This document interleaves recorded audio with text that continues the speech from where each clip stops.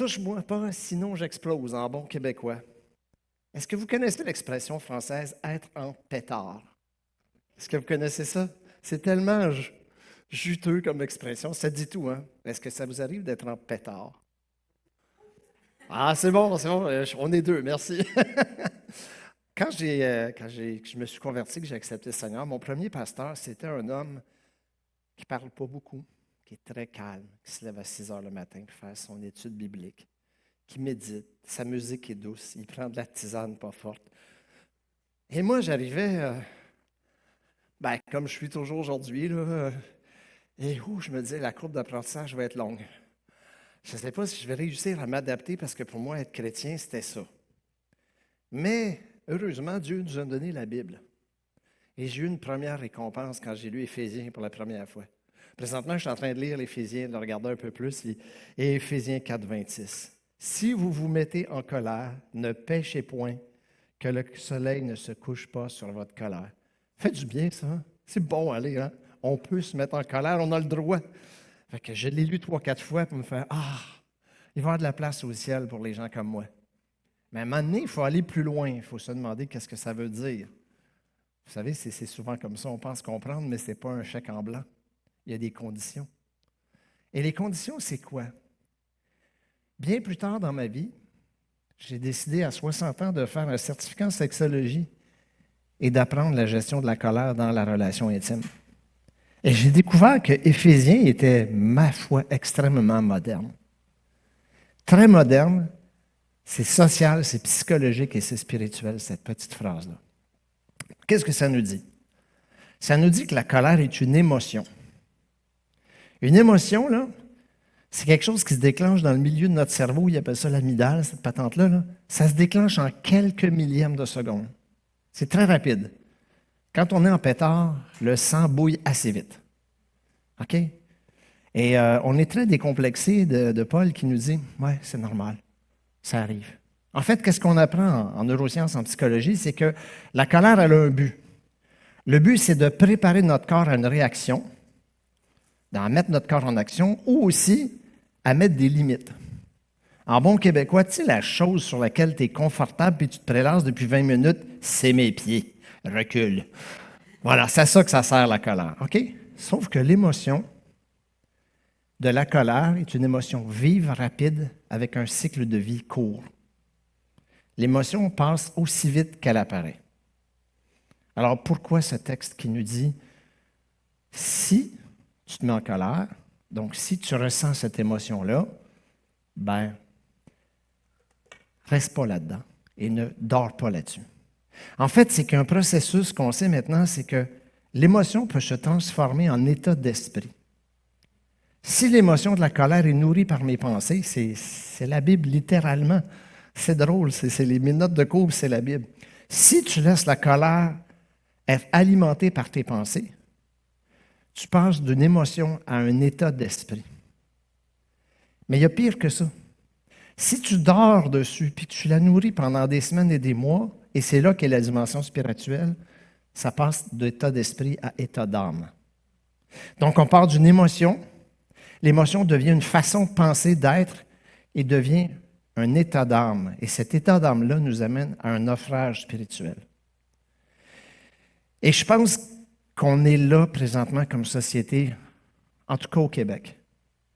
C'est-à-dire qu'il y a une espèce de colère digérée, redigérée, dans laquelle on ne se sent même plus en colère, mais c'est là.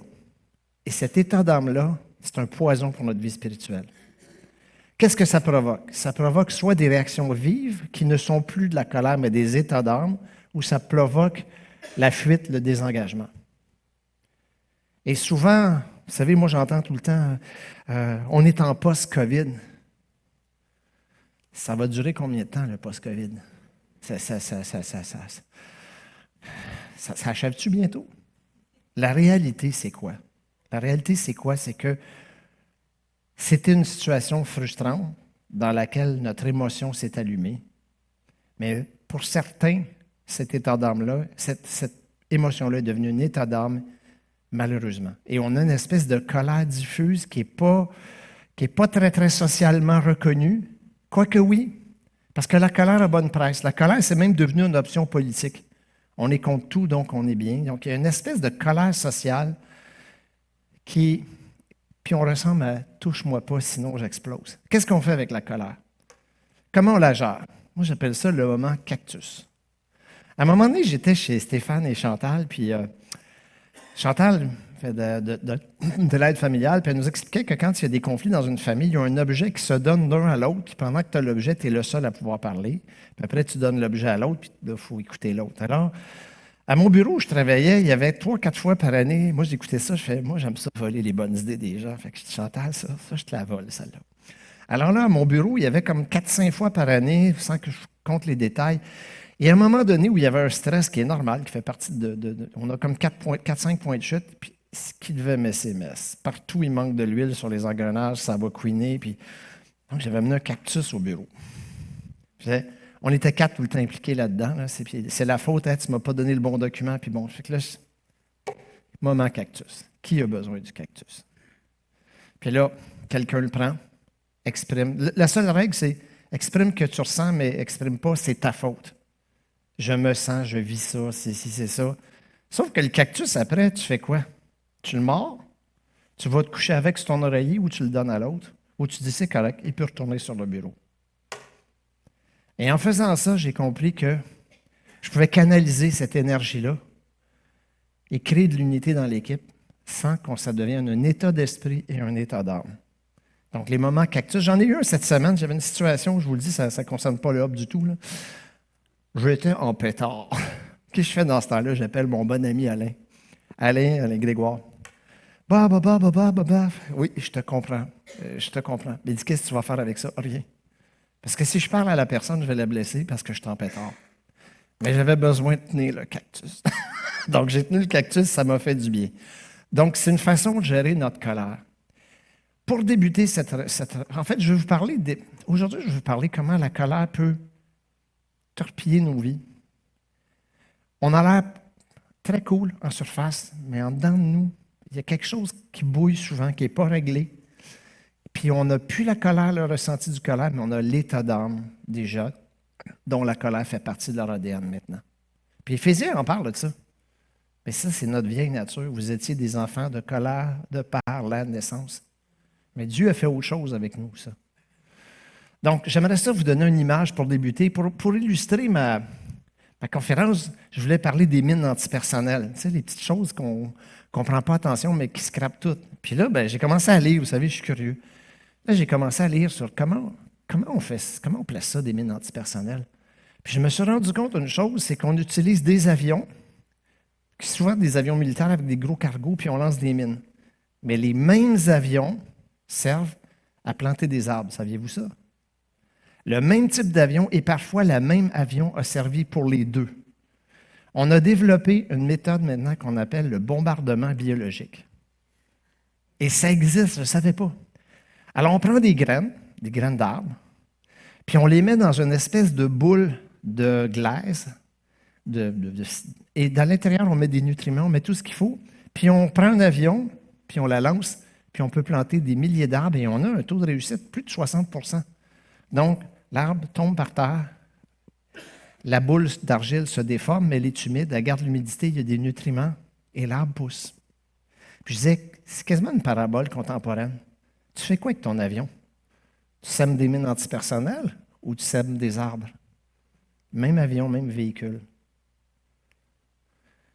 Nous, on est appelés des sommeurs de vie. Vous savez, Éphésiens, là, on est tellement du monde d'Église qu'on en a fait un livre pour se chicaner sur savoir c'est qui les chrétiens de premier rang puis c'est qui les chrétiens de deuxième rang. C'est qui est sauvé pour toujours puis c'est qui n'est pas sauvé pour toujours. On peut-tu scraper ça? On peut-tu mettre ça aux poubelles? Avant la fondation du monde, son amour avait prévu que tu serais un sommeur de vie. C'est aussi simple que ça. Il n'y a pas de premier, de deuxième rang. Il n'y a pas de chrétien plus sage que d'autres. Il y a, est-ce que j'ai fait le ménage de ma soute? Est-ce qu'il y a encore des mines? Est-ce que je lance des arbres avec des mines ou je lance que des graines de vie? Alors, je vous ai pris quelques versets bibliques pour un peu illustrer. Un semeur sortit pour semer. Comme il le faisait, une partie de la semence tomba le long du chemin. Les oiseaux vinrent et la mangèrent. Vous connaissez ce texte-là. C'est exactement ce qui arrive quand on fait du bombardement biologique. On va lancer, on abrille les boules, les graines dans une boule de chair, mais on sait qu'il va y avoir de la prédation. On sait qu'il y a des rongeurs qui vont venir en manger, mais on a cette foi que la semence est plus forte que la prédation. Avez-vous cette foi-là? La semence est plus forte que la prédation. Moins d'évangélistes, moins de mouvements évangéliques, plus d'évangiles. Moins de « faut faire tout ça selon les règles », plus de « j'ai un stock de semences et j'ai tellement confiance en cette semence-là que même si l'ennemi en vole un peu, il va en rester plus et il va avoir une récolte. » C'est nous qui va amener la récolte. Ce n'est pas un système, c'est nous qui va amener la récolte.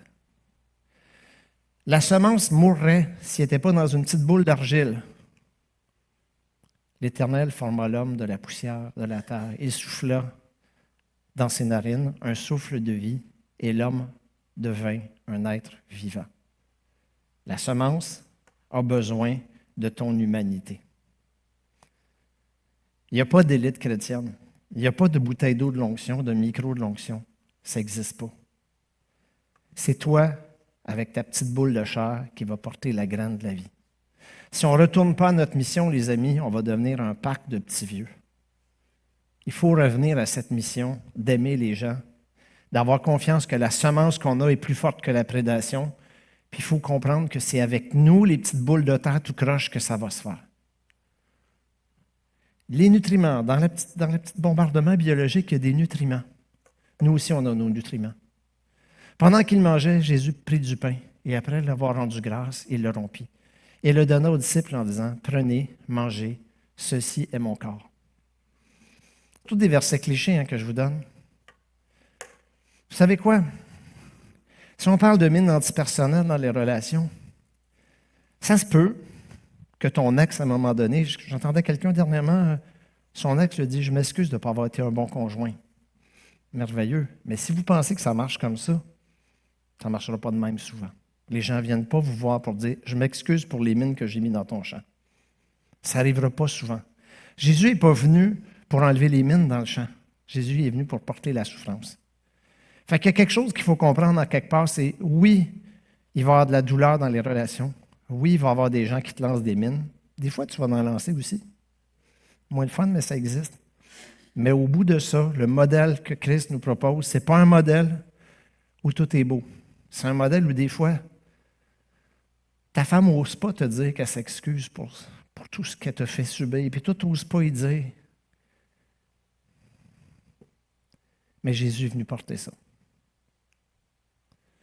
Il faut être Alors, on choisit l'équipe dans laquelle on est. Est-ce qu'on est dans l'équipe des sommeurs de vie ou des sommeurs de mines antipersonnelles? Puis je pense qu'il y a des saisons dans notre vie, puis je pense que des fois, on a des récoltes mixtes. Moi, je regarde ma vie, en tout cas, puis c'est ça. Des fois, la colère est devenue un état d'esprit. Je ne suis pas très rancunier, fait qu'en règle générale, je le gère. Mais état d'âme, moins, mais état d'esprit, oui. Puis des fois, il y avait des mines antipersonnelles. Oui, je dois avouer. Alors, on va parler des mines antipersonnelles. C'est quoi les mines antipersonnelles? Mais maintenant, renoncer à toutes ces choses, à la colère, à l'animosité, à la méchanceté, à la calomnie, aux paroles déshonorantes.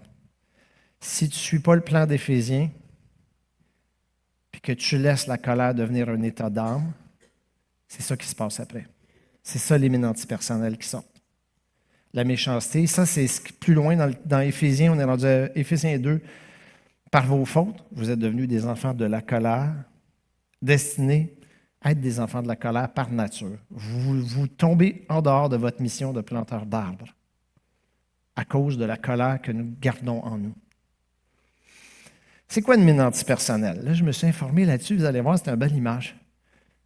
Là, on parle des vraies mines antipersonnelles. Ça coûte combien une mine antipersonnelle? Avez-vous une idée? Combien vous pensez que ça coûte? À produire, ça coûte entre 3 et 30 $. Il y a des enfants dans des pays en voie de développement qui risquent leur vie en fabriquant des mines antipersonnelles à 3 $. Quand elle leur explose dans le visage, ils perdent un œil, un bras. Ça fait partie des conséquences. Ça coûte entre 3, les plus simples, 30 $ US, les plus sophistiqués. Le coût estimé du déminage maintenant, parce que ça fait des années, Je vous fais une image avec la colère que ça fait des années qu'on a digéré, qu'on a érigéré. Combien vous pensez que ça coûterait si on était assez intelligents, les humains, pour arrêter de mettre des mines antipersonnelles et on commençait à déminer aujourd'hui? Avez-vous une idée? 50 à 100 milliards de dollars et plusieurs décennies. Il y a des conflits qui vont se terminer, là. Quand les conflits vont se terminer, les champs vont rester pleins de mines. Il y a des enfants, des agriculteurs qui vont aller là-dedans, qui vont perdre un œil, un bras, une jambe. Ça coûterait 50 à 100 milliards de dollars pour sortir de là. Bien, vous allez dire, ça ne me concerne pas. Bien, la mine antipersonnelle est un petit geste qui exige peu, très peu. C'est l'outil des paresseux, c'est l'outil des lâches. Mais une fois additionné, ça a des conséquences importantes. Puis ça prend beaucoup d'efforts pour réparer ce qui a été fait. Puis des fois, ce n'est pas réparable. Je veux juste vous dire que la colère qu'on va garder dans nous, ça devient un champ de mine. Des fois, ça n'a pas coûté si cher que ça. Moi, j'avais appelé le gars avec qui j'étais frustré au lieu d'appeler Alain cette semaine. J'aurais lancé un bon 10-15 000, mais ça ne changeait rien. J'aurais perdu l'estime de cette personne-là. J'aurais perdu la qualité de la relation, puis il n'y a rien que je peux y changer. J'ai zéro contrôle. J'ai appelé mon ami Alain. Merci, Alain. Alain, il me comprend. Puis il me dit, t'as raison d'être en pétard. Mais on va arrêter là. T'as-tu un gars dans l'Église, une fille dans l'Église, qui est capable de dire, qui est capable de t'écouter et de dire, t'as pas la berlue. Mais on va arrêter là. Alors, on va parler de, c'est quoi la colère, les formes de la colère. Qu'est-ce qu'elle a aujourd'hui? Je vais vous parler de l'incivilité. L'incivilité. Moi, je dis c'est le problème des autres parce que moi, je suis chrétien, je ne suis pas incivil. C'est juste les autres, c'est jamais moi. Mais vous savez, il y a quelque chose que je déteste, moi, c'est de savoir est-ce que l'incivilité a vraiment progressé. Je déteste me placer dans la chaise du vieux qui dit « Dans mon temps, c'était tellement mieux. Les jeunes sont tellement... » J'haïs ça. J'aime pas ça. Parce que nous autres aussi, on n'était pas brillants. Donc, est-ce que l'incivilité a progressé ou elle a changé de forme? Je me suis posé la question. Moi, j'allais travailler à Montréal dans les années 80, puis l'incivilité, elle avait un nom. Honda Civic. Si tu avais quelqu'un qui avait un Honda Civic avec le petit spoiler en arrière, lui, il te coupait, là, puis ça, c'était l'incivilité sur 4 pattes. Fait que nous autres aussi, il y en a eu qui ont eu des Civics ici, là. Après ça, ça a changé de forme. Dans les années 2000, c'était la BM. Puis là, les gens, ils s'achetaient des fausses étiquettes M. Eux autres, ils étaient dangereux. Ça, c'était l'incivilité des années 2000. Maintenant, aujourd'hui, c'est la classe G. Si tu vois une classe G aux abris antinucléaires, il va te monter sur le capot. Alors, on peut se dire, ça n'a pas changé, ça a juste changé de forme. Non, l'incivilité, elle a progressé. Je vais vous donner quelques chiffres. J'ai été chercher des chiffres.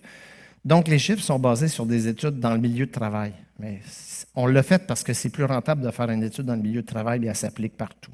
Quelques chiffres sur l'incivilité. Dans le milieu de travail, 96 % des travailleurs disent avoir été témoins d'incivilité au travail. 96 %. Je vous dirais que si tu n'as jamais subi d'incivilité au travail, c'est probablement toi qui es incivil. Une personne sur 2 en a été victime. L'incivilité coûte 14 000 $ à l'employeur en perte de temps pour gérer les égos et la colère au lieu de gérer le travail. Les chercheurs observent une banalisation progressive du comportement irrespectueux. Ça, c'est noté. Les données suggèrent une progression mesurable. Autant en fréquence, en gravité, en impact, il y a une forte progression. Donc, c'est pas dans mon temps, oui, dans mon temps, c'était moins pire. Effectivement, c'est ça. C'est quoi les racines de l'incivilité? Parce que l'étude donne aussi les racines. Vous allez voir, des fois, ça s'applique à nous. Le stress social. On parle de polarisation. Ce qui est bien au Hub, c'est qu'on n'est pas obligé d'être tous d'accord sur les mêmes définitions, ces mêmes affaires. Moi, je vais vous parler de la polarisation autrement. La polarisation, pour moi, ce n'est pas d'avoir une opinion tranchée sur un sujet sur lequel tu t'es informé. On est dans une société ouverte, il y a des positions qui ne sont pas les mêmes, et merci. C'est génial comme ça, on n'est pas obligé d'être d'accord sur tout, puis j'ai le droit d'avoir une opinion tranchée. Elle est vive, j'ai regardé mon point, puis c'est comme ça. Ce n'est pas de ça que je vous parle. Moi, je vous parle de la polarisation comme une forme d'addiction. C'est là qu'on est dans notre société, et ça nous touche, nous aussi. Qu'est-ce que je veux dire? En sexologie, quand je reçois des gens, j'en ai un que je vois souvent, c'est un problème d'addiction sexuelle. Et ça arrive. Et c'est un chrétien, mais il est pogné là-dedans, solide. Moi, je dis tout le temps, vois l'addiction comme un nid de poule. Voyez l'addiction à la colère comme un nid de poule. Qu'est-ce que je veux dire? Un nid de poule, ça n'arrive pas, ça vient comme ça par hasard. Ça arrive parce qu'en dessous, il y avait une fissure. Et cette fissure-là était très fréquentée. Puis plus je la fréquente, le nid de poule devient un nid d'autruche, un nid de brontosaure, puis il finit par être un volcan d'éruption. C'est vrai, hein? Alors, si tu veux guérir une addiction, ben, il faut faire quoi? Il faut mettre un compte jaune, il faut circuler ailleurs, puis il faut refaire la couche d'en dessous. Bien des fois, les colères, les choses qui nous allument, même si on est bien chrétien, on ne dira pas de gros mots, on ne mettra pas de doigt d'honneur dans le stationnement du Costco. Non, non. Mais en dedans, ça bouille. Pourquoi? Parce qu'il y avait un point faible qu'on a trop fréquenté. Vous savez, notre cerveau, il est comme ça. Plus tu utilises un circuit, plus il alimente, plus il grossit. Il faut dévier le trafic et il faut refaire le dessous. Si tu as des problèmes à gérer ta colère, si ta colère devient un état d'esprit puis un état d'âme, il faut apprendre à dire, c'est quoi qui me met en pétard de même? C'est quoi qui est en dessous? Comment je peux changer le dessous? Première chose, c'est ça. Le deuxièmement, c'est la numérisation des échanges. Ça, c'est important de le comprendre. Il n'y a pas de compassion dans l'électronique. Vous savez, on a Planning Center sur mon téléphone, je l'aime bien, bien gros, c'est le fun, on peut savoir quel chant je peux me préparer ce matin en disant c'est quoi qu'Isabelle a choisi, merveilleux. Mais il n'y a pas de compassion là-dedans. C'est un outil, mais un très, très mauvais maître. Si les filtres sociaux sont réduits, c'est à cause qu'on n'utilise plus nos téléphones pour aller chercher de l'information, mais pour rentrer en contact avec les autres. Et ça, c'est au prix d'une colère et d'un relâchement et d'une distanciation. La fatigue émotionnelle, ici on parle du milieu de travail, mais la fatigue émotionnelle est un facteur important et c'est pour ça qu'on parle d'une croissance depuis la COVID. Je vous ai déjà parlé de cette échelle-là.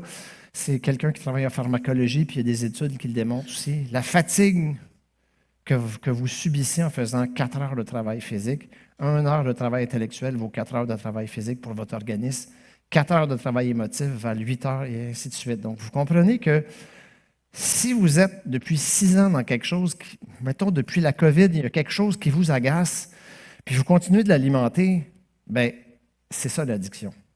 Vous êtes dans le travail émotif qui vous fatigue. Puisque vous êtes fatigué, vous êtes irritable, et on est dans un cercle vicieux, et le nid de poule devient un volcan. Voilà. L'affaiblissement des normes sociales partagées est un des facteurs. C'est intéressant, c'est pas une étude chrétienne, c'est une étude en milieu de travail qui dit ça. Les normes sociales partagées baissent et du coup, la capacité de travailler ensemble de façon coordonnée, sans conflit, baisse. Je vous donne un exemple. Qu'est-ce que ça veut dire? Il a établi un témoignage en Jacob, il a mis une loi en Israël et il a donné à nos pères de l'enseigner à leurs enfants. Il y a une transmission qui doit se faire de père en fils, de grand-père en petit-fils. C'est la fête des pères bientôt. Si on ne fait pas cette transmission-là, le résultat, c'est la démobilisation, l'incivilité et la colère. Et nous, les cheveux gris, là, on est responsables de ça. C'est nous qui semons ça dans la vie de nos enfants et nos petits-enfants. L'exemple que je vais vous donner, c'est l'été passé, je gardais mon petit-fils. Puis, tu sais, son papa, il ne veut pas qu'il soit à l'écran tout le temps. Fait que, va jouer dehors. Théo, prends ton vélo. Ah, mon vélo. Qu'est-ce qu'il y a ton vélo, Théo? OK, on va aller le voir. Son père est actionnaire et gérant d'un centre de carrosserie avec 11 employés. D'après moi, il y a des outils. On sort dehors. Le petit gars, il a les genoux dans le front, les poignets mal amanchés, le dérailleur bloqué en 18e vitesse, les freins qui ne marchent pas. J'espère, Frédéric, tu ne m'écoutes pas ce matin. Si tu m'écoutes, malheureusement, tu es un exemple aujourd'hui. Donc, on va tous la même affaire. Les parents occupés, ils s'en vont acheter le vélo high-tech avec des amortisseurs au gaz, la patente qui est équipée pour aller sur la Lune, mais ils n'ont pas le temps. Fait que l'enfant n'est pas bien. Fait que là, je fais, moi, j'ai du temps. Donc, je vais te montrer comment prendre soin de toi. Je vais ajuster, puis je vais désajuster, puis tu vas le refaire. Bon, le dérailleur, 18 vitesses, c'est un petit peu compliqué, ça, je vais le faire, mais montrer ajuster son siège, son pédalier, c'est tout, ses freins, tout ça. Puis là, c'est intéressant. Là, il fait « Ah, ça va bien. Ah, c'est sûr, partir en 18e vitesse, pas de frein avec les genoux dans le front, tu sais. » Tu sais? Fait que là, il découvre une nouvelle liberté. Qu'est-ce qu'il fait, mon petit homme? Il s'en va dans le quartier, puis il va ramasser 3 autres petits gars, puis il revient. 3 autres petits gars avec des vélos équipés pour aller sur la Lune, avec des amortisseurs au gaz, avec des patentes, toute la même affaire. Des sièges pas ajustés, des freins qui ne fonctionnent pas, des dérailleurs tout croche, des poignées tout croche.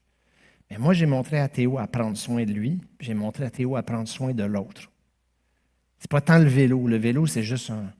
Mais pendant ce temps-là, on est avec. Donc, c'est ça, transmettre. C'est pas toujours Jean 3, 16, c'est pas toujours « Car Dieu a tant aimé le monde qu'il voulait que Théo ait la vie éternelle. » Oui, mais apprends à prendre soin de toi, puis apprends à prendre soin des autres. C'est ça aussi, les normes sociales qui vont réduire cette violence endémique qu'on a dans nos relations.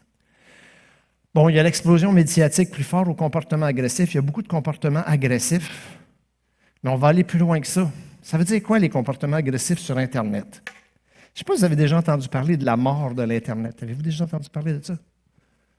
C'est quelque chose qui est de plus en plus courant. C'est-à-dire que on vit dans une bulle dans laquelle l'IA fabrique du contenu, mais elle se nourrit de l'IA. Donc, on est dans une bulle où on n'est plus vraiment... Donc, si on prend un article de recherche, on nous dit que 50% des... Là, je parle des articles. Quand vous cherchez un site précis, là, je ne parle pas quand on est sur les plateformes, 50% et plus des articles sont faits par l'IA. Donc, l'IA nourrit l'IA. Mais dans les plateformes, comme Meta, comme TikTok, comme tout ça, quand vous posez, il y a un modèle d'IA qui va chercher ces informations à l'extérieur, fait que c'est intéressant, tu demandes à lui, c'est quoi qui se passe? Ils ne sont pas capables d'évaluer. Le système s'est emballé. Il y a probablement 60%, 70% du contenu que vous avez sur les plateformes qui est fabriqué par un robot. Je résume. Il y a un robot qui a compris que plus vous restez longtemps sur l'écran, plus il gagne des points. Donc, il va fabriquer, excusez, je le mets en guillemets, c'est un mot grossier, de la merde, puis il va vous la présenter pour que vous restiez là plus longtemps. Puis il va cultiver ça avec des bribes d'informations, qu'elles soient vraies ou fausses. Quand vous êtes sur ces plateformes-là, pas pour être en contact, moi je suis en contact avec des groupes de 2 chevaux, c'est le fun, mais je veux dire, quand vous êtes là-dedans, puis que vous laissez imposer l'ère de la puissance de ce monde, il y a un robot qui est là pour vous enrager, puis vous garder enragé. Il y a un robot dont le travail est de vous faire passer de la colère à l'état d'esprit, à l'état d'âme. Et la grande démobilisation sociale qu'on vit, pour moi, est en grande partie causée par ça. N'oubliez pas que ce n'est pas face à quelqu'un qui pense contraire à vous, vous vous obstinez, c'est souvent avec un robot. C'est quoi ma petite place dans la grande histoire? Parce que là, je parle de l'incivilité, les facteurs, c'est bien général, pas beaucoup de versets bibliques là-dedans, ça parle des autres. Moi, là-dedans, est-ce que moi, je suis incivil? Ou est-ce que moi, je suis désengagé à force de l'incivilité des autres? On va regarder un petit modèle biblique. Dans Luc 18, 2 hommes montèrent au temple pour prier. L'un était pharisien, l'autre publicain. Le pharisien debout priait ainsi en lui-même. « Ô Dieu, je te rends grâce que je ne suis pas comme les restes des hommes, qui sont ravisseurs, injustes, adultères, ou même comme ce publicain. » Ils n'ont pas marqué républicain. « Je jeûne, je jeûne 2 fois par semaine, je donne la dîme de tous mes revenus. » Le publicain, se tenant en distance, n'osait même pas lever les yeux. Il se frappait la poitrine en disant « Ô Dieu, sois apaisant envers moi, qui suis un pécheur. » Je vous le dis, celui-ci descendit dans sa maison justifié plutôt que l'autre. Vous connaissez bien ce texte-là. Je vais vous l'allumer maintenant en parlant d'incivilité. Regardez, l'incivilité commence quand il y a des groupes. Il y a des pharisiens, il y a des publicains. Il n'y a pas l'Évangile pour tout le monde. Il y a l'Évangile pour les bons. Ouais, moi, je veux l'Évangile. Oh, toi, t'es gay. Non, viens pas dans mon église. Pas d'église. Pas de place pour les gays dans mon église. L'Évangile, mais toi, t'es publicain. Quand on commence à regarder l'autre, non pas comme une âme vivante, mais comme une catégorie, on est déjà dans le trouble. Il y a où il se tient debout. Ah, il est debout. Après ça, il parle en lui-même. Fait qu'il alimente son propre discours. Et puis là, il parle des autres. Il parle aussi de lui. C'est merveilleux. Mais je vais vous dire comment il a installé ces filtres anti-compassion. Puis ça, là, on est responsable, on en achète des filtres comme ça. Le filtre anti-compassion, il commence à l'intérieur de moi. Quand j'alimente des choses qui sont contraires à ce que l'apôtre Paul nous dit, que tout ce qui est beau, tout ce qui est bon, tout ce qui est bien soit l'objet de vos pensées. Quand on est ailleurs que ça, il y a une bagarre qui commence à l'intérieur. Puis la bagarre, elle commence à l'intérieur en divisant les gens. Je ne me promène pas dans le rue en voyant des âmes qui ont besoin de Christ. Je me promène en voyant, toi, t'es Poilievre, toi, t'es Trudeau, toi, t'es Carney, toi, t'es... Nommez ce que vous voulez. T'es républicain, t'es démocrate, nommez ce que vous voulez. On a des catégories. Toi, t'es juste pentecôtiste, t'as pas de théologie solide, toi. Voyez, tous ces trucs-là où on commence à avoir des groupes, avoir des filtres, au lieu de voir une âme qui a soif, on est déjà dans le début de l'incivilité. La bagarre débute à l'intérieur de moi, puis la bagarre, elle commence dans une posture. Il était debout, puis il priait. Pas mis le genou à terre, lui. Mais tu sais, mon conflit avec ma femme qui dure depuis 8 ans, là, je mets un genou à terre, Seigneur, parce que je ne peux pas aller plus loin. Non, je suis debout. Je proclame qui je suis. Donc, quand on voit des groupes, quand on est dans une attitude de fierté, on est debout, puis on a une pensée qui est orientée sur le faire au lieu de l'être. « Hey, moi, je donne ma dîme 2 fois par semaine, je suis à la prière. » Puis c'est ce qu'il dit. Donc, il se valorise par ce qu'il dit, ça lui permet de se cacher à lui-même ce qui est moins beau. Parce que c'est le fun d'être très actif. Ah oui, Seigneur, tu sais que je suis comme ça. Oui, mais je donne ma dîme, je suis équipé, je fais ci, je fais ça. Voyez-vous? Là, on est dans l'incivilité. Il y a de l'importance accordée au paraître. Puis il y a un système d'évaluation qui est extérieur à lui-même. Parce que s'il se regardait lui-même, il dirait, dans ma soute à bagages, il y a des mines antipersonnelles. Je vais mettre un genou par terre, ça va aller mieux. Voyez-vous? Quand on fait ça, on installe un système de filtre anti-compassion, ce qui fait qu'on rentre en contact avec l'autre debout en proclamant qui on est, en oubliant ce que Dieu nous a donné, puis en ne voulant pas regarder ce qui fait que ce n'est pas si cool que ça dans moi. On est en train de rentrer dans l'échelle de la déshumanisation. C'est subtil, puis je vous ai donné des exemples qui se passent parmi les croyants. Là, c'est des Juifs, mais ça s'applique à nous.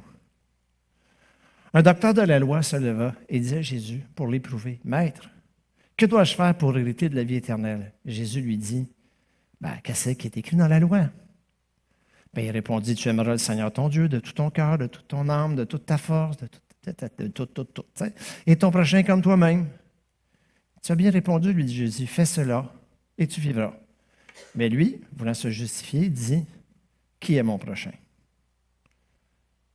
Donc, on a deux choses. On a l'appel de la petite boule de vie qui a été semée, puis on a la réponse de celui qui est rendu dans une incivilité douce. Une incivilité qu'on peut avoir dans les églises sans que ça paraisse. Qu'est-ce qu'on voit? Christ fait appel à ton cœur, à ta pensée, à tes âmes. Christ, il veut que tu nettoies ton avion. Christ, il veut que tu sois un planteur d'arbres. Mais toi, tu es perdu dans ton labyrinthe intérieur, puis tu ne sais même plus reconnaître c'est qui le prochain. Il finit par dire, c'est qui mon prochain? C'est quelqu'un qui a la Torah devant lui, qui la médite, qui pense s'approcher de Dieu, mais il est tellement englué qu'il ne comprend plus c'est qui le prochain. Y a-tu un prochain que tu n'es pas capable de sentir?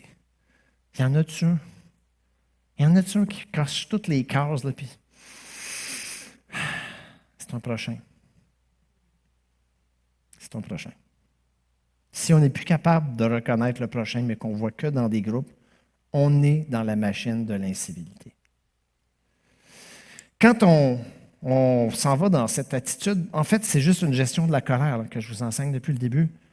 Donc, quand on est dans la gestion de la colère, il y a deux façons de réagir. La première façon, c'est l'incivilité active. L'incivilité active fait que puis des signes que je ne peux pas faire parce qu'ils vont être sur la caméra, mais vous voyez ce que je veux dire? Ça, c'est l'incivilité active, mais il y a l'incivilité passive. C'est celle de dire, toi là, tu n'es pas mon patron, je m'en vais chez nous. Puis par la ma main, je ne suis plus là. Le désengagement dans lequel on est, sociétal, d'Église, dans notre foi personnelle, est aussi une conséquence. Et là, qu'est-ce qu'on fait? Bien là, on est tellement dans notre colère assimilée qu'on veut gérer les relations avec l'autre, soit sous la forme de domination ou de fuite. Et là, on a perdu tout même sens de la soumission, même la soumission biblique. Des fois, j'entends des groupes radicaux parler de la soumission. Je fais, vous en avez fumé du bon. J'aimerais ça vous donner une différence entre la tolérance et la soumission. De même, vous qui êtes jeunes, soyez soumis aux anciens. Et vous, dans les rapports mutuels, revêtez-vous d'humilité, car Dieu résiste aux orgueilleux, mais il fait grâce aux humbles.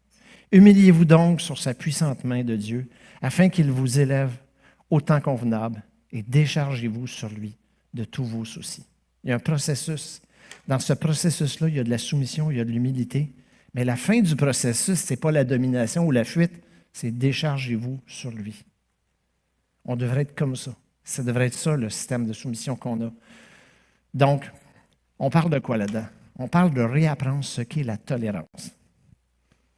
Mot galvaudé, politiquement coloré, oubliez tout ça, on repart à zéro. C'est quoi la tolérance? C'est accepter à l'occasion de se détourner de ses intérêts personnels pour un but plus grand. Le but que je poursuis est plus grand que mes intérêts personnels. Je vais tolérer quelqu'un qui ne pense pas comme moi.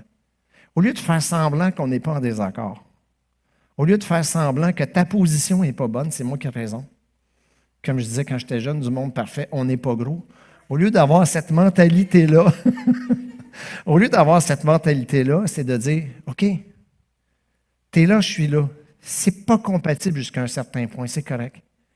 Mais on tolère cette différence de point de vue-là parce qu'on ne veut pas que la colère devienne un état d'âme qui nous fasse faire naufrage. Et le but qu'on vise est plus grand que notre point d'accord ou de désaccord. Ça, c'est la tolérance. Puis il faut éliminer la soumission toxique. La soumission toxique, c'est la perte de pouvoir d'autonomie personnelle au profit d'un tiers. C'est une dépossession. Ça, on est fort là-dessus dans les églises. On se donne des titres, des sous-titres. Puis là, à un moment donné, on pense que Dieu il est content, mais c'est de la soumission toxique. La soumission selon Dieu, ce n'est pas la soumission toxique. La soumission selon Dieu, c'est celle dans laquelle la mission est ce qu'il y a de plus important. Puis la tolérance est une valeur de la mission. Et il y a une soumission, mais la soumission, ultimement, elle est à Christ dans le but de pouvoir se décharger sur lui. Une autre chose donc on parle de tolérance, on parle de soumission, on parle de colère. Une autre chose qui nous allume souvent, c'est le mensonge. Ça vous choque-tu le mensonge? Ma mère, qui était un peu folklorique, tu sais, on est tout petit, là, puis ma mère, elle avait un côté, elle faisait des pièces de Tremblay sans le savoir. Tu sais, c'est comme être un petit peu comédienne. Fait que moi, j'ai été initié au théâtre de Tremblay très jeune, à 6-7 ans chez moi, sans le savoir. Est-ce que tu as fait ton lit, mon Pierre? Oui. Tu ne vas pas me mentir en pleine face? J'avais ça, ce genre de réponse-là. Donc, avez-vous ça du monde de même? Tu lui dis de quoi? Es-tu en train de me mentir? Si on parlait du mensonge. La vérité sur le mensonge. Je vous le dis en vérité, si quelqu'un dit à cette montagne, ôte-toi de là, jette-toi dans la mer, et s'il ne doute point en lui-même, en son cœur, mais qu'il croit, ce qu'il dit arrive et il verra s'accomplir. Je ne sais pas, vous autres, là. Moi, d'après moi, là, j'ai lu la Bible, j'ai lu un peu sur l'histoire de l'Église. Le taux de réalisation de ça, il est dans le 0%. Est-ce que vous connaissez dans l'histoire de l'Église quelqu'un qui a réussi à faire ça? Est-ce que Jésus est en train de nous mentir, le petit comique? Est-ce qu'il est en train de nous mentir? Parce que ça n'a pas de sens. Pire que ça. C'est pire que ça. Si vous regardez en vérité, Jésus il aime ça dire ça en vérité, c'est 75 fois, 25 fois juste dans l'Évangile de Jean. La 3/4 du temps, c'est des affaires pas mal fortes en café. Là, tu te dis, Jésus, là, t'es exposé d'être la vie, la vérité, tu nous mens dessus. Je vais vous illustrer qu'est-ce que ça veut dire. Une fois, j'étais avec mes petits-enfants, parce que je passe beaucoup de temps avec mes petits-enfants, vous avez remarqué. Puis là, ils me disent, quand on était petits, ils ont 9 ans. Quand on était petits, bon, c'est il y a 6 mois. En tout cas, bon, quand on était petits, on faisait des tours avec ta voiture, ma 2 chevaux. Puis ils disent toutes les deux, ça, c'est ta voiture la plus rapide. Ils sont d'accord toutes les deux. Attends, j'ai une voiture qui a 325 chevaux, j'en ai une qui a 29, mais c'est celle qui a 29 qui est rapide. Puis ils sont toutes les deux d'accord. Un Gisèle en moi qui avait le goût de dire, ma mère s'appelait Gisèle, êtes-vous en train de me mentir? Puis là, à un moment donné, t'écoutes. comment vous faites pour arriver à une affaire comme ça?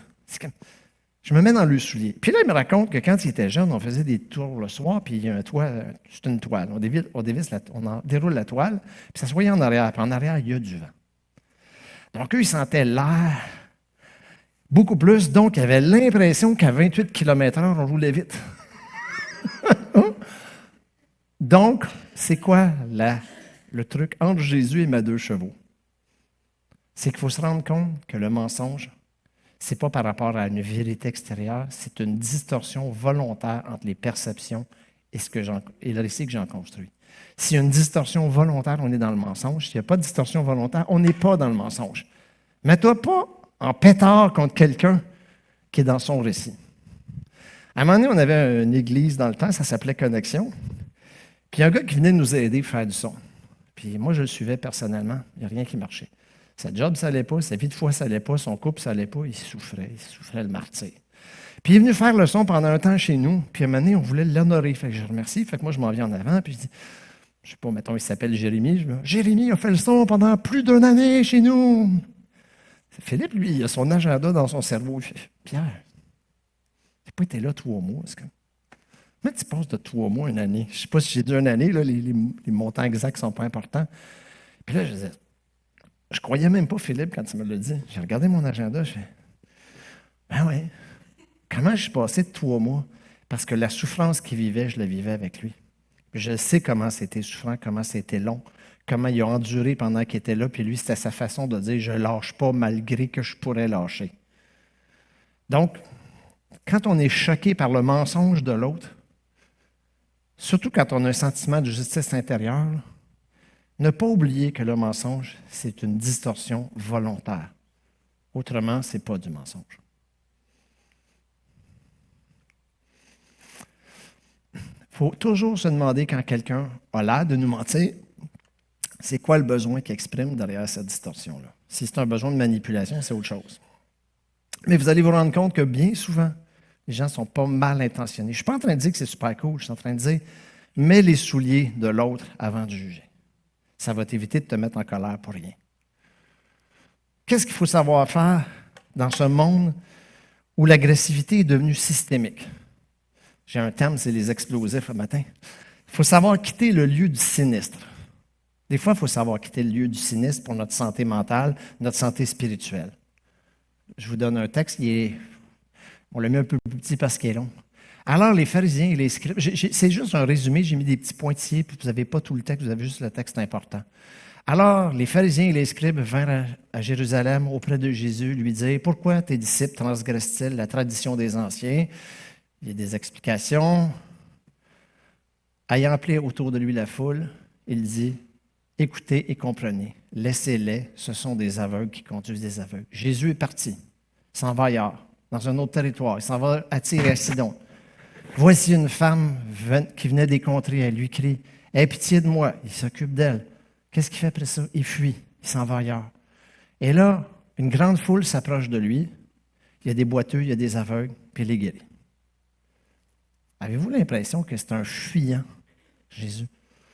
À chaque fois qu'il y a quelque chose, il fuit, il s'en va. Vous avez déjà vu ça? Vous avez déjà lu la Bible pour avoir l'impression que quand ça devient chaud, il fuit. Vous êtes-vous dit qu'est-ce qu'il fait?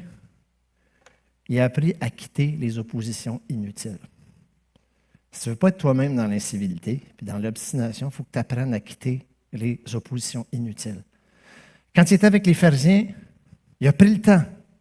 Il a établi les principes. Au lieu de mon idée, il a établi le principe derrière l'idée. Donc, quand il y a quelque chose qui tient à cœur, prenez le temps de verbaliser le principe derrière l'idée. Une fois que c'est fait, ça s'obstine, on va tomber dans l'état d'esprit, quittons, comme Jésus.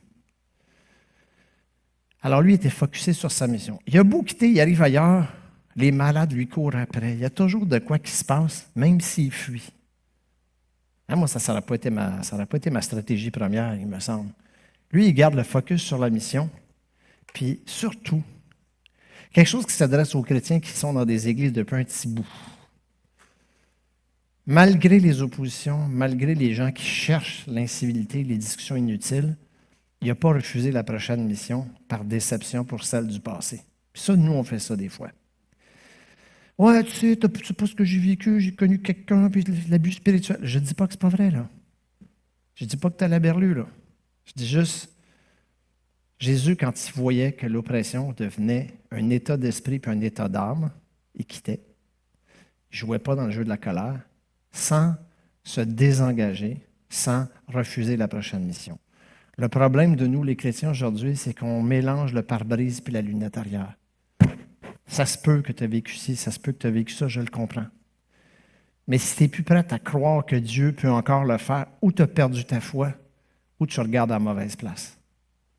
C'est pas nier la souffrance qu'on a vécue là, en disant ça.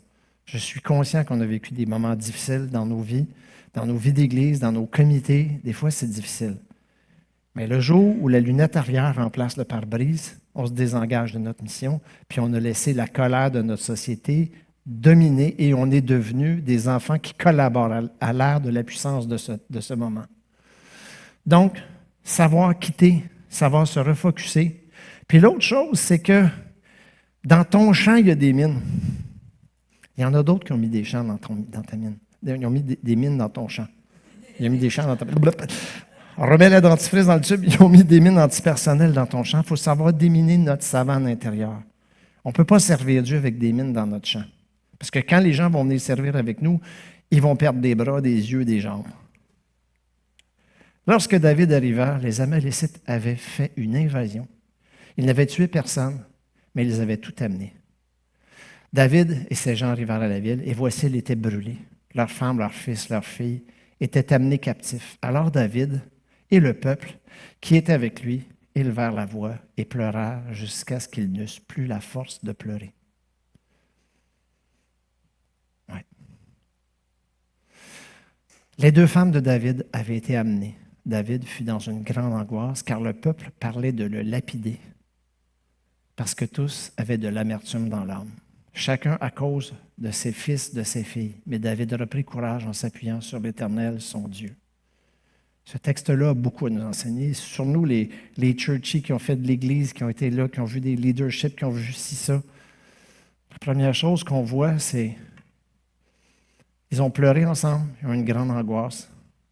La solution, c'était de s'appuyer sur Dieu. Qu'est-ce qu'on voit? Première leçon. Quand on vit des émotions en groupe, ça ne rapproche pas forcément les gens ensemble. Je l'ai vu dans des deuils, dans des divorces, dans des relations extra-conjugales, moyen, long terme. Je l'ai vu dans plein de situations. On a vécu quelque chose ensemble, donc on pense qu'on a vécu... Tu sais, on peut pleurer ensemble sans pleurer pour la même chose. On peut rire ensemble sans avoir le même sens de l'humour. On peut être en deuil ensemble sans avoir vécu les mêmes choses. Un des raccourcis qu'on fait, c'est qu'on crée des attentes vis-à-vis des gens parce qu'on a vécu quelque chose de fort ensemble. Ça, on a vu ça dans les églises. Moi, j'étais dans une église où on a acheté un bâtiment commercial, transformé, fait un lieu de culte. Bon, vous savez, le soir où on a fait notre premier culte, là, on avait le goût de sabrer le champagne, on ne pouvait pas, c'était chez des baptistes. Hein. Champagne sans alcool, ça n'existe pas. On avait le goût de fêter. Mais tout de suite après, ça s'est mis à pas bien aller. Parce que on a rêvé ensemble, mais on n'a pas rêvé de la même chose. N'oubliez pas que le collègue, le membre d'équipe avec vous, n'est pas là pour réaliser les rêves que tu as dans ta tête. Il a ses propres rêves. Ce n'est pas parce que vous avez vécu des choses importantes ensemble que vous êtes sur la même longueur d'onde. Il faut le réaliser, il faut être assez sobre pour le réaliser. David est allé avec ses compatriotes aller chercher le butin, mais il y avait tous leur définition, puis il y avait tous leur définition du prix à payer pour ça, puis il n'y avait pas la même définition les uns les autres. Attention à notre fatigue. Ça aussi, c'est bon pour les gens impliqués dans les églises.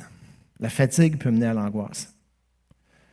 David et son équipe étaient très fatigués, et la fatigue négligée, la fatigue émotive que je parlais il y a plusieurs diapos, ça mène à l'angoisse. Puis quand on est dans l'angoisse, on cherche des solutions faciles à une situation compliquée. Là, le problème, c'est devenu David. Ça, c'est notre ère. Hein? Notre ère, présentement, si ça ne va pas bien, c'est à cause de X, Y, Z.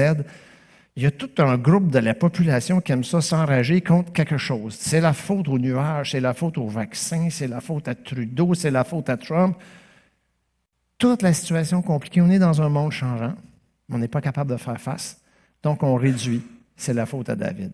Dans nos vies personnelles, des fois, il y a des gens avec qui on a servi, on a travaillé, puis c'est comme si c'était leur faute, qu'est-ce qui arrive. Parce que savez-vous quoi? On n'a pas fait attention à nous, puis on a travaillé au-delà de nos forces, puis on est dans la fatigue et l'amertume. Attention. Il faut savoir mettre un genou par terre des fois. David a mis un genou par terre parce qu'il n'y avait plus de ressources. Mais tu n'es pas obligé d'aller au bout de la dernière campagne, de la dernière bataille avant de mettre un genou par terre. Savoir mettre un genou par terre, croire que dans ces moments difficiles, la souveraineté de Dieu est là, et reprendre notre chemin de disciple. Et c'était ça que je veux vous amener ce matin, reprendre notre chemin de disciple. Je vais vous laisser avec cette image-là, puis je prends quelques minutes, puis elle illustre à elle tout seul tout ce que je viens de dire. J'ai vu cette photo-là dans un fil d'actualité, puis elle m'a amené ma curiosité. J'ai commencé à chercher. On ne parle plus d'un graffiti, on parle d'art urbain. Avez-vous une idée d'où c'était fait cette? C'est quand même très intéressant. Je vais vous demander pour 2 secondes d'effacer toute votre mémoire chrétienne. Vous n'êtes pas chrétien, vous êtes juste un citoyen de la planète, vous n'avez jamais connu Jésus, on part à zéro. Ça, c'est sur un immeuble dans un endroit qui s'appelle la Cisjordanie. La Cisjordanie est un territoire occupé par un gouvernement étranger. C'est comme le 51e État de force. Et là-dedans, ça vient d'une ville particulière en Cisjordanie occupée. Savez-vous c'est quoi son nom? Bethléem. À Bethléem, on trouve ça sur un immeuble. Imaginez que vous êtes Cisjordanien, vous. Un petit enfant né là. Vous recevez des balles de caoutchouc, vous lancez des roches. Vous lancez des roches, vous recevez des cocktails Molotov. Vous avez grandi là-dedans. Ce lieu-là est tout à fait symbolique. Puis là, dans votre petite tête de Cisjordanien, l'ennemi s'appelle Israël, vous occupe, puis il est appuyé par un autre peuple qui dit que Bethléem, c'est le lieu de la libération, de la liberté, de la nouvelle vie. Vous seriez comment, vous? Cet artiste-là, qui ne connaît pas l'auteur, a fait quelque chose de génial. On ne se lance plus des bombes, on se lance des fleurs. C'est violent dans l'amour. Est-ce qu'on est capable de faire ça? Ce matin, moi, je pense que, vous savez, sérieusement, là, je sentais en préparant cette prédication-là qu'il y avait des enjeux précis, mais je vous promets, je ne parle pas à personne de particulier. Vous n'allez pas dire, venez pas me voir en disant, oui, mais t'étais-tu au courant tout à l'heure? Non, non. Mais j'ai vraiment l'impression que quelques personnes parmi nous ont vécu l'amertume, la déception, et ils sont dans une colère qu'ils ne s'avouent pas eux-mêmes. Et cette colère-là, puisque ce sont des gens chrétiens qui aiment Jésus, ils ne la sortent pas, ils ne la vivent pas. Et ils n'ont que des bons mots, mais ils sont désengagés. Ils ne sont pas capables de lancer des bombes, mais ils ne sont pas capables de lancer des fleurs. Je ne sais pas s'il y a quelqu'un parmi vous que ça touche, mais moi, en priant, j'avais cette conviction-là qu'il y avait des gens ici que c'était ce que tu vis présentement. C'est à vous que je parle le matin. Je ne ferai pas un appel parce que je ne veux pas qu'on ait l'impression qu'il y a une élite spirituelle qui prie pour ceux qui ont des besoins. On est tous des lanceurs de mine antipersonnelle à matin. On se lève chacun pour soi, on fait chacun pour soi la démarche. Et si nous mettions un genou par terre, et si nous décidions de nettoyer la cale de notre avion, d'enlever toutes les traces des mines, puis de commencer à mettre des petites boules avec des semences de vie dedans. Qu'est-ce que vous en diriez? Certains, c'est peut-être ta fille, ton fils, ton mari, ton ex, ton collègue, quelle que soit la situation que tu vis. Je pense qu'il y a quelqu'un qui t'a sorti de tes souliers de chrétien en quelque part, puis je ne parle pas à tout le monde, là, puis qui a fait que tu es dans une colère passive non avouée. Fais comme David. Mets un genou à terre, repart en guerre pour le royaume. On repart à voler ensemble, les amis, puis on sème des boules de vie. Cette Église-là en a besoin, ta vie en a besoin, Sainte-Julie en a besoin.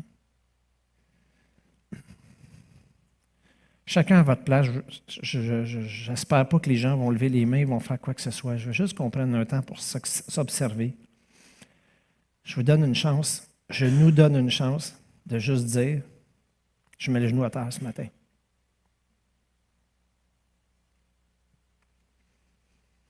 Ma colère, même pas avouée, ne me gardera pas captive. Ma déception ne me gardera pas captive. Je reprends le volant spirituel de la vie. Je cesse de regarder la lunette arrière. Je regarde le pare-brise avec les défis qui s'en viennent devant moi.